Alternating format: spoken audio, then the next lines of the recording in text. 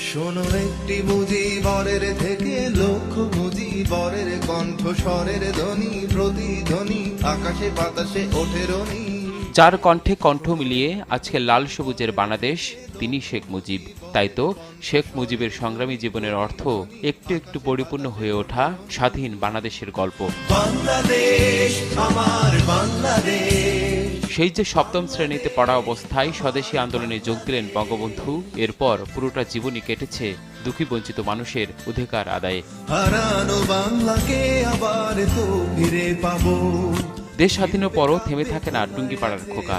সরকার গঠন করে স্বাধীন দেশ গড়ার কাজে আত্মনিয়োগ করেন সত্যিকারের সোনার বাংলা গড়ার। কিন্তু মহান এ নেতার শতবার্ষিকীর দোরগোড়ায় এসেও প্রশ্ন, কতটুকু প্রতিফলন ঘটেছে তার আদর্শের? যে বৈষম্যহীন সমাজের জন্য লড়ে গেছেন সারাটি জীবন, কতখানি বা প্রতিষ্ঠিত হয়েছে তার? জয় বাংলা বলতে মনে আমার।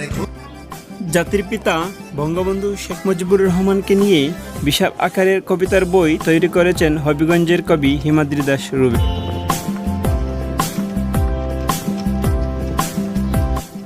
হৃদয় থেকে বঙ্গবন্ধুর প্রতি ভালোবাসার টানে এই উদ্যোগ নিয়েছেন কবি।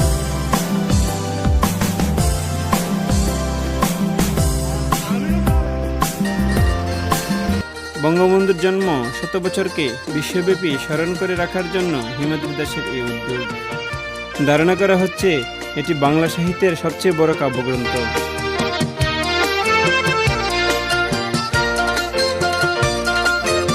কোনো দেশের জাতির জনককে নিয়ে এই প্রথম এত বড় কবিতার বই তৈরি করা হয়েছে। 100 কবিতা ও 7 ফুট দৈর্ঘ্যের এই বই লিখে উজ্জ্বল দৃষ্টান্ত তৈরি করেছেন কবি হিমাদ্রি দাস।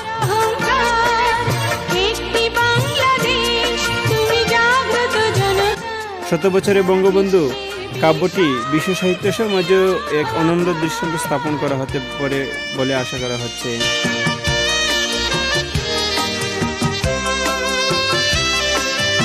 হিমাদ্রি দাসের ইচ্ছে 100 বছরে বঙ্গবন্ধু কাব্যগ্রন্থটি মুজিবনন্দিনী, মানবতার মা, দেশরত্ন মাননীয় প্রধানমন্ত্রী জননেত্রী শেখ হাসিনার কাছে স্বহস্তে তুলে দিতে চান।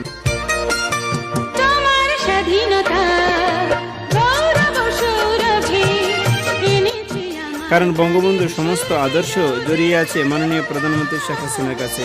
মাননীয় প্রধানমন্ত্রীকে এই উপহার দেওয়া মানে বঙ্গবন্ধুকে দেওয়া।